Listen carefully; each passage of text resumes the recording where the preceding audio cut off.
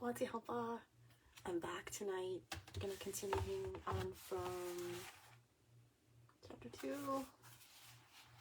I should also mention the chapter titles. I didn't even do that with the first one. So the first chapter was called Harvest because she went to go harvest the different herbs for her family and community. This chapter is called Transform. Let's find out why. Angry, distant voices echoed through the void, growing louder and more insistent, their heated words buzzing like enraged hornets within her skull.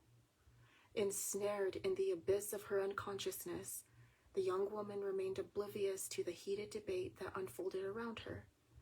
Unfamiliar voices of unfamiliar men wove an unsettling tapestry of language in the air, leaving her unaware of the critical discussion about her fate for having witnessed a sacred ritual without invitation or initiation. Though she could sense that the tones spoken were harsh, she had no idea that the majority clamored for her life to ensure her silence. Amidst the discord, the voice of a single, soft-spoken elder rose above the cacophony. His presence was one that commanded respect and the silence from the angry voices, for when he spoke, they all fell silent. The elder, a voice of reason amidst the chaos, contemplated their next course of action, his thoughts lingering in the still air as he drew slowly from his pipe and exhaled the smoke. His wise eyes scanned the faces of the men around him, each one reflecting their collective concern. He understood their mindset, that killing her might seem the easiest solution, but he also recognized the dire consequences such an act could bring. Even if she had spied upon their ritual without permission, he could sense the favor she held with the spirits. While he pondered the implications of his decision, the elder reflected on the delicate balance of energies that governed the world. He understood deeply that every action carried consequences and was cautious not to disrupt the equilibrium in a way that could harm those he was responsible for. The natural world and his community were deeply interconnected. The well-being of one relied on the harmony of the other. As though in answer to his ruminations, the wind carried the distant whistle of a mountain lion through the air, its haunting melody echoing in the silence. The sound stirred something deep within the elder. He nodded slowly, finding a deep sense of clarity in its call and a reminder of the natural world's profound wisdom. With calm resolve, he suggested an alternative: to transform the young woman into a mountain lion, silencing her human voice and ensuring that the secrets she had glimpsed would remain shrouded in mystery. This solution, he reasoned, would not only protect their sacred knowledge, but also grant the girl a second chance at life, though in a new and unfamiliar form. In his heart, the elder believed that the transformation would respect this balance. By giving the young woman the opportunity to live as a mountain lion, she would learn to appreciate the power and wisdom of the natural world, and perhaps one day use that knowledge to benefit her people. He knew that this choice was not without risk, but the elder trusted in the strength and resilience of the young woman and in the power of the spirits to guide her on her new path. As the elder shared his thoughts with the group, he felt the weight of responsibility on his shoulders. He knew that his decision would not only affect the young woman, but also the lives of everyone connected to her. It was a burden he bore with a sense of dignity and wisdom that had earned him the respect of his people. When the men heard the elder's proposal, a murmur of disgruntled agreement rippled through the group. The transformation would serve as both a punishment and a lesson for the girl, a reminder of the consequences of intruding upon that which was sacred. The men knew that their decision would forever alter the course of her life, but it was a price they were willing to pay to preserve the integrity of their traditions and beliefs. With the group's agreement, the elder set about preparing the necessary rituals to transform the young woman into a mountain lion.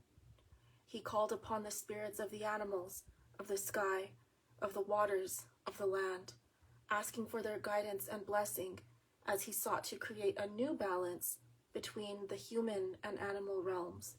He consciously envisioned the transformation would be a harmonious one, benefiting both the young woman and the group that had entrusted him with their sacred knowledge.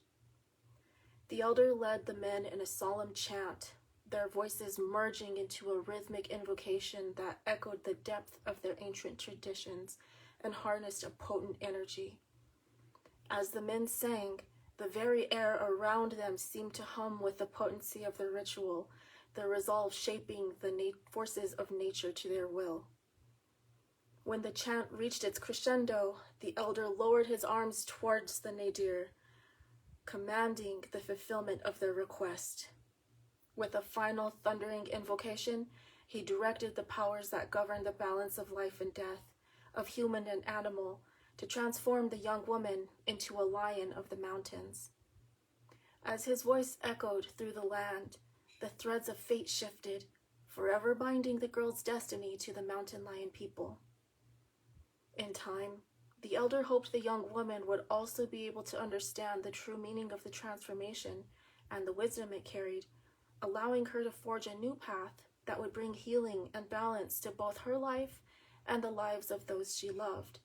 He gestured to the men to bind her snugly, to give them time to finish their ritual and leave the area before she regained consciousness. After an indeterminate stretch of time, the young woman began to stir, only to find herself restrained by something familiar.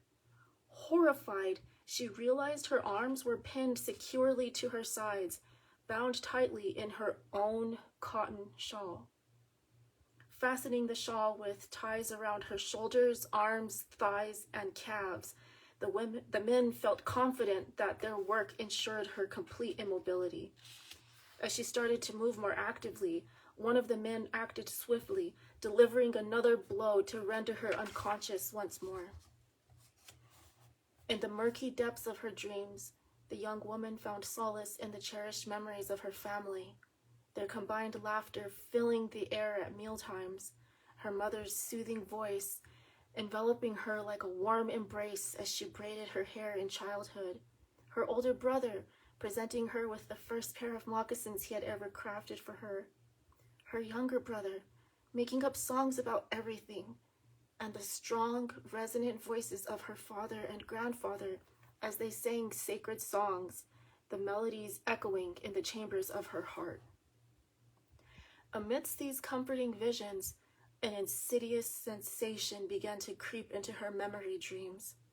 Starting as a tiny heat in her heart, the feeling expanded into a sharp stinging that penetrated her every pore.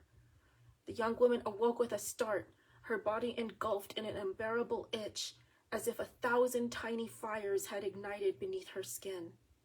Her long, dark hair fell away, replaced by short, tan fur, sprouting from her every follicle, each one a relentless needle erupting through her skin. Agony pulsed in her knees as they twisted and contorted, bones shattering and realigning in a nightmarish reversal. What were once forward-bending joints now buckled backward, shifting to form the powerful, back-angled legs of a mountain lion. The intense, unnatural reformation felt like an excruciating breakage and reformation of her very essence. A searing pain radiated from her tailbone as a new appendage forced its way into existence, relentless and determined like a sprouting plant. Her ears, once familiar to her, began to migrate higher on her head, reshaping into forms unfamiliar to her. Each phase of transformation brought a fresh wave of discomfort, a symphony of pain that overwhelmed her completely. Unable to contain the agony any longer, several screams escaped her throat, piercing the quiet evening and silencing the soft tones of the animals that had been her only witnesses. Desperate to cry out for help, the young woman opened her mouth to speak her language, but her pleas twisted into haunting, high-pitched chirps of a mountain lion. Terror and determination surged through her, fueling her resolve to escape her binding shawl. A fierce battle erupted between her and the shawl as her fingers gave way to powerful paws armed with sharp claws. Adrenaline courses through her as she wielded her new weapons against the cotton prison. Her claws tore through the fabric with each frenzied swipe. With every hard-won inch of freedom, her resolve grew stronger, driving her closer to liberation from the beloved shawl that had kept her warm for so many years, the very shawl that now bound her. At last, her triumph over the shawl complete, she stood over the tattered remnants of her former life. Her shredded shawl, defeated at her feet, its desolation punctuated by the scattered beads of her broken jewelry. Each bead, now lying solitary and apart from its siblings, was strewn across the ground like a celestial shower of turquoise and seashell stars. Upon seeing this, a mournful mountain lion's scream emerged from her throat. The sound echoed through the nearby canyons, a haunting melody of grief and confusion that lingered in the air around her. The wind seemed to carry her cry further, blending it with the rustle of leaves and the whispers of the sagebrush, as if nature itself shared in her sorrow. Despair weighed heavily upon her heart, her new form feeling like a cruel cage she could not escape. The smooth fur covering her body felt foreign, a constant reminder of the drastic change that had befallen her. Her formerly nimble fingers, adept at embroidering intricate patterns and braiding hair, were now replaced by powerful paws, ill-suited to the tasks she had once known. Every movement she made was a stark reminder of the former life she had lost, each tentative step an exploration of her newfound existence. Her senses, once attuned to the subtle scents of the desert and the gentle rustle of the wind, were now amplified, bombarding her with the cacophony of sensations that left her feeling overwhelmed and disoriented. In the midst of her turmoil, the knowledge of her family waiting for her return filled her thoughts, igniting an urgent determination in her eyes. The thought of her mother's loving embrace, her eternal warmth and wisdom, a constant source of comfort, stirred within her a longing that cut deep into her soul. It pained her to think of her mother, undoubtedly urging the men of her family to search for their missing daughter at this point, unaware that there was now no human form left to find. The image of her mother's desperate search, mingled with the hope she held for her return, only deepened her resolve to somehow reconnect with her family, despite the barriers of her new existence. As stars began to fill the sky, she remembered times with her best friend, where they would spend hours stargazing on top of their homes. She thought of how they had always called themselves sisters, despite not being directly related, and how that had become the case with her marriage to her older brother. The mountain lion's yellow eyes blurred as she recalled how excited the best friends were when, after years of shy flirting, her older brother had finally expressed his feelings for her best friend. The joyous celebration that followed came alive in her memory, a silly dance she and her best friend had done since childhood, with their fingers interlocking, flinging their feet from side to side, their joyous laughter bursting forth in gasping breaths. The warmth of her older brother's kindness, a beacon in her life, now weighed upon her mind. She remembered the day he left behind the cherished canteen, which had become a symbol of his transition from their family's life to his new role as a husband and father, so that she and her younger brother could use it. He had always been patient with her in teaching her the secrets of the plant spirits, with gentle guidance and unwavering support. Each lesson was more than just instruction. It was a reflection of his dedication and belief in her. The memory of his patient smile as he shared his knowledge stirred a profound sense of grief-tinged gratitude within her, a testament to the bond they shared and the void his absence now left in her heart. Her thoughts now turned to her younger brother, a constant source of joy and laughter in her life.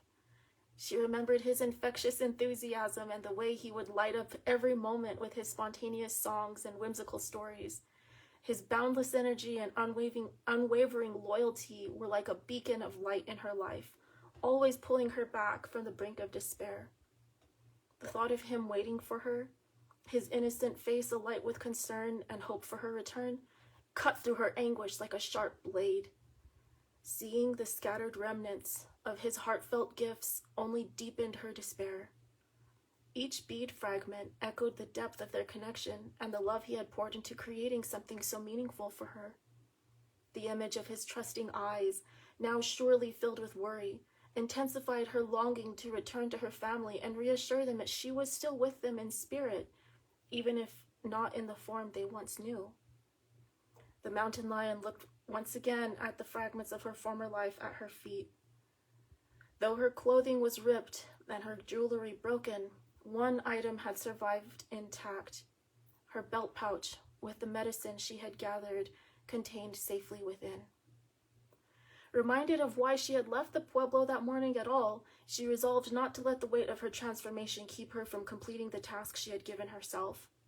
Despite the chasm that had been so suddenly thrust between her and her loved ones, she was determined to bridge it. Even if they could not accept her in her new form, she was resolved to ensure that they received what she had collected. With great difficulty, she managed to grasp the pouch containing the medicine between her powerful jaws. The taste and texture of the cotton made her want to gag, but the scent of the healing items within stirred a deep nostalgia, evoking bittersweet memories of the simple pleasures from her human life. As these memories threatened to overwhelm her, she pushed through the pain, resolutely focusing on the task at hand. With a newfound determination, she raced on all fours back toward her village, her heart pounding in sync with her thundering paws. Her muscles surged with strength, propelling her forward with a speed that was both exhilarating and disconcerting. This powerful new form was a testament to her transformation, yet she remained deeply connected to her human identity. As she sprinted through the terrain, she felt the intense duality within her, a blend of her human essence and the raw, formidable power of the mountain lion, each essence contributing to her current identity as both and yet neither. This blend of identities fueled her journey, driving her to bridge the chasm between her transformed self and her family, ensuring that her love and care remained steadfast, even in this unfamiliar form. The once familiar path, which she had traversed countless times in her human life, now presented itself as a labyrinth of new sights, smells, and sensations.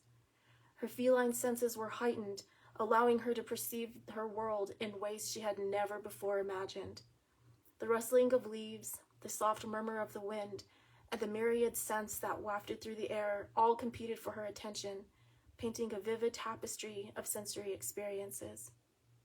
As she continued her journey, the landscape around her seemed to shift and transform, familiar landmarks taking on new forms and significance.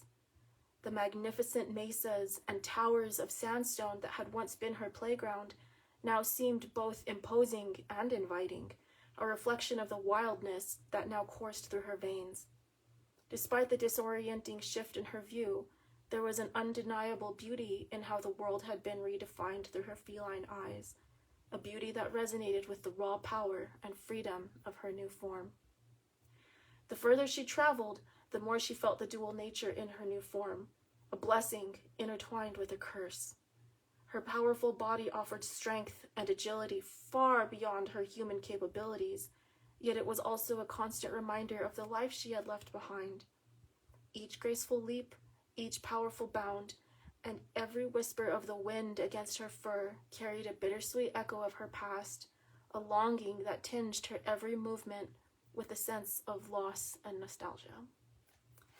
I'll be stopping here tonight because we're about halfway through chapter 2, and I'll continue on with the rest of chapter 2 tomorrow. So I hope that you all enjoyed what we read so far. Actually, tomorrow I will bring my own pouch that I had envisioned in my mind, like is the pouch that she had here, that she was carrying all of her stuff in. I have a pouch that we traditionally would attach to our belts, So I will be showing that pouch tomorrow so that you all can see like what I'm talking about, and then your minds can create the vision of the pouch that she has in her mouth as a mountain lion as she's running back to the pueblo to go drop off those herbs that she gathered for her best friend, who's also her sister-in-law because she's marrying her older brother, and also for the other community member who was coughing back in chapter 1. So with that, I wish you all a good evening, morning, day, whatever